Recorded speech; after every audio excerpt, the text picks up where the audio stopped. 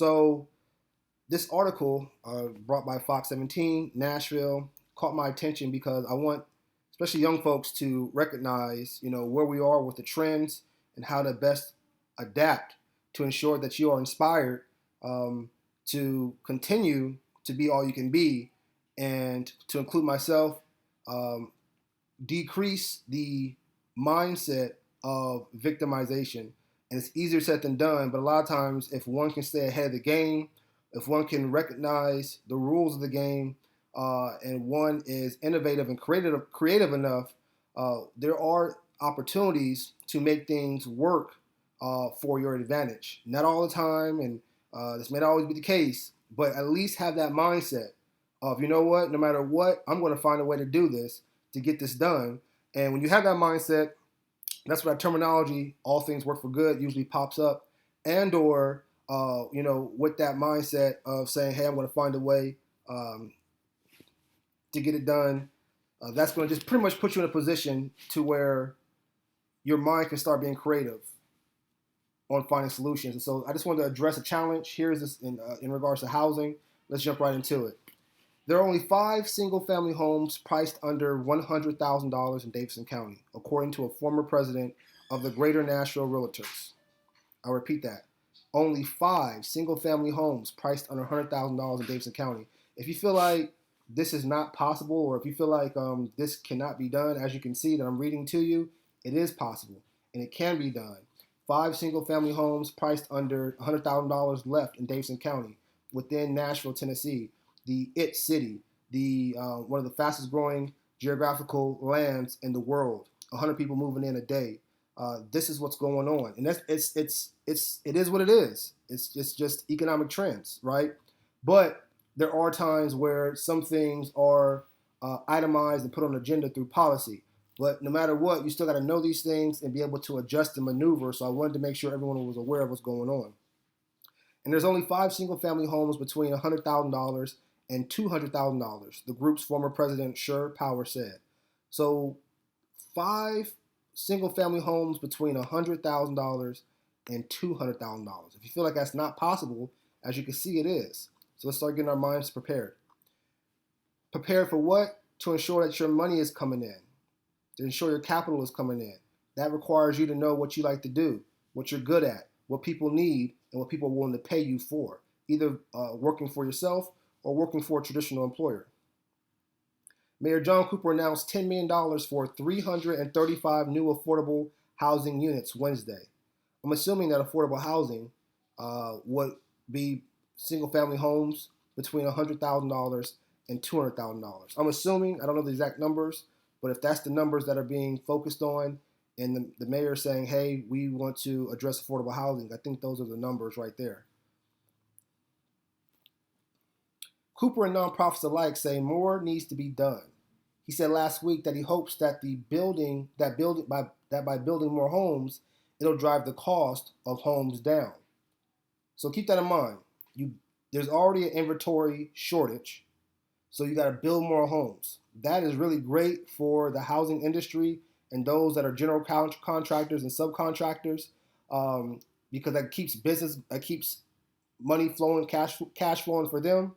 And as you can see, with enough housing, maybe the cost can go down. But I feel, I could be wrong, but I feel initially the cost will go up simply because it's just not that many homes available. So you figure one home that's being built, you probably have 100 families already on the waiting list trying to bid for that house, and they haven't even plucked one piece of rock from the ground yet. They haven't even broke ground yet.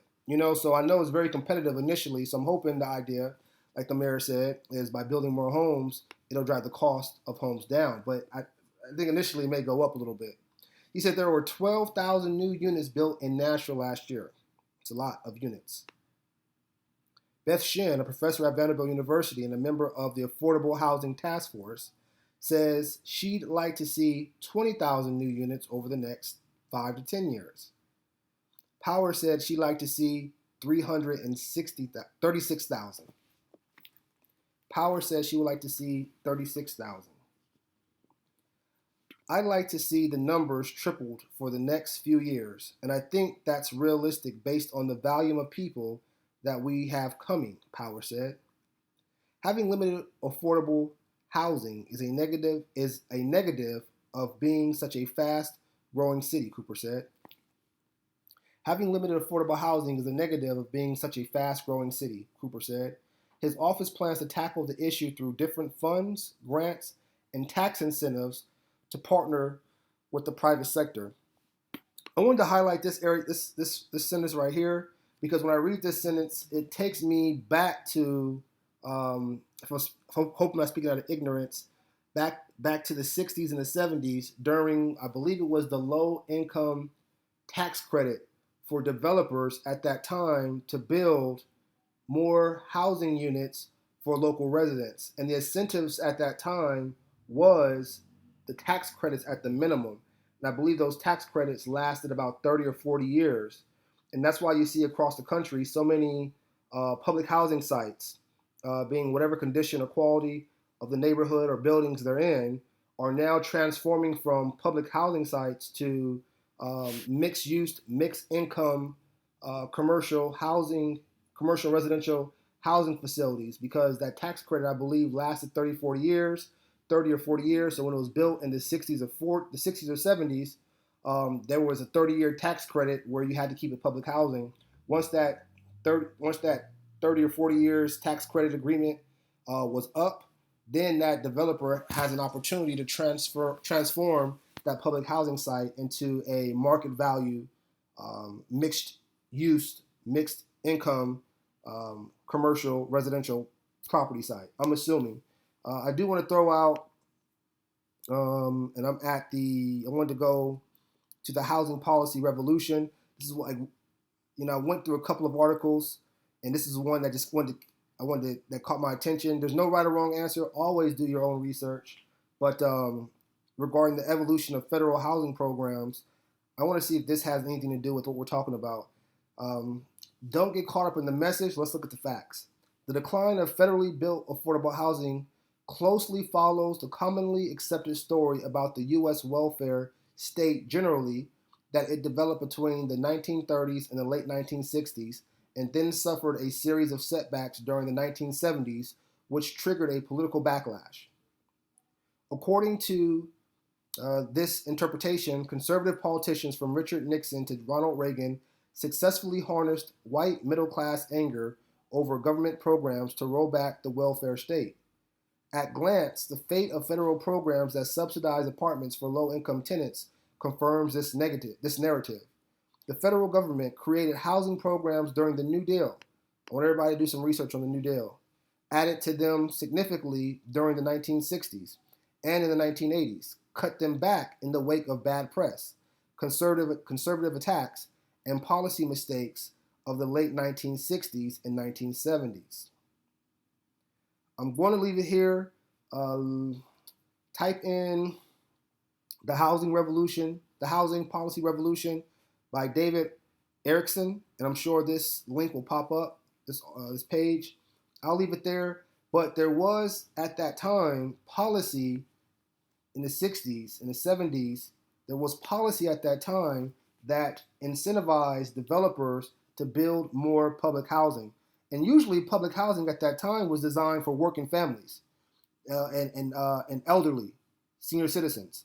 It wasn't, it was designed for people to be working and to have and to have something nice. It didn't mean that because you're in public housing that you have to, I'm not saying things are now, but I'm saying that you have to run things down or have a terrible neighborhood in regards to crime and poverty.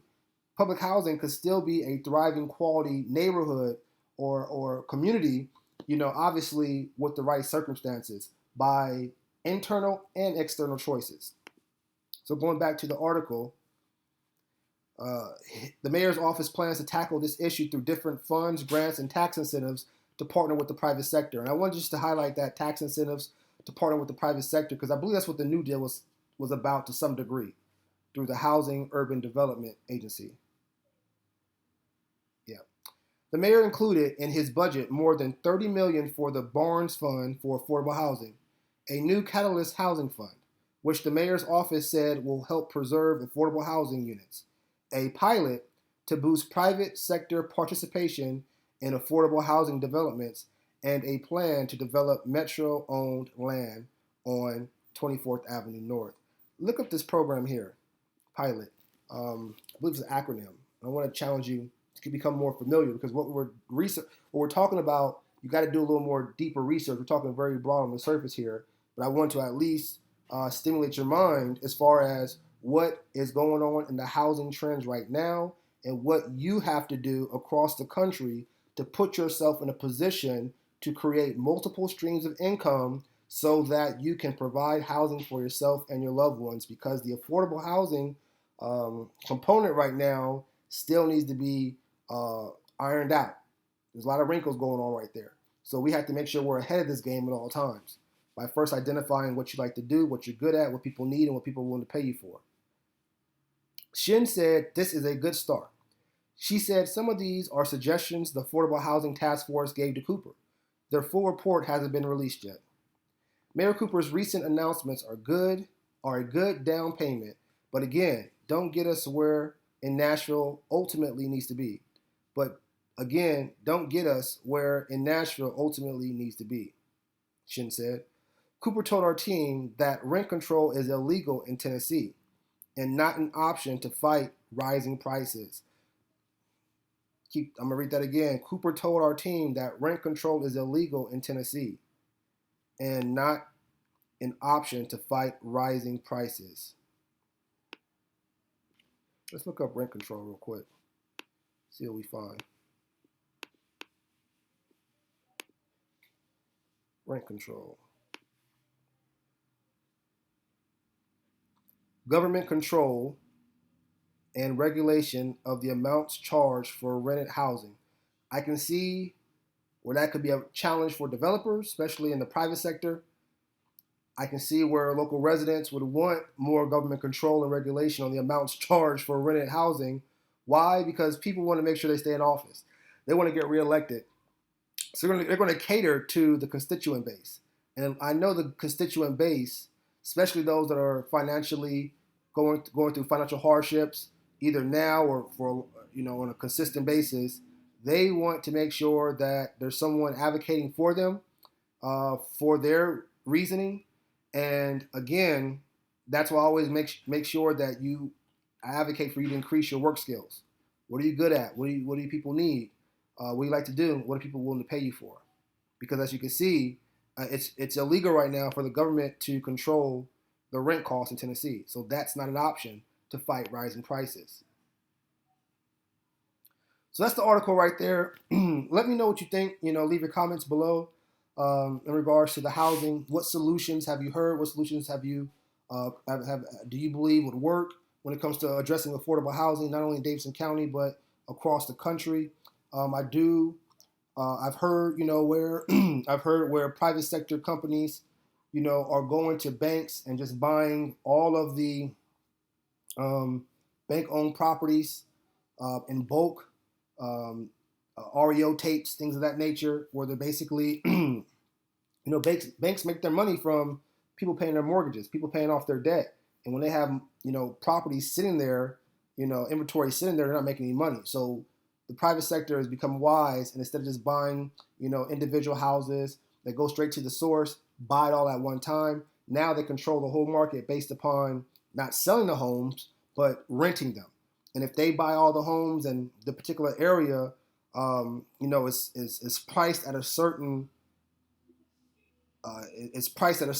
level, then and one person or a group of people own all the houses in that area, then they can indirectly dictate, the demographic, economic wise, income wise, on who moves in, based upon what their pricing requirements are.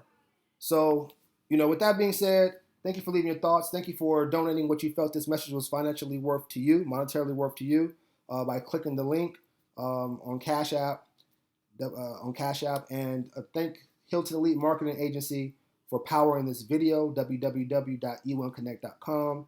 If you're looking for solutions in business development as well as community relations, community buy-in, more community engagement, looking to increase your customer base, particularly in urban areas, rural areas, and looking to connect the public and private sector to include the volunteer sector, reach out to Hylton Elite Marketing Agency. They are a great advising and consulting firm to help get that community engagement and long-term increase of customer base going, especially in diverse and working communities. Thank you so much for your insights. Leave your comments and let me know if you have any topics dealing with urban core development that you would like to get into. Thanks so much.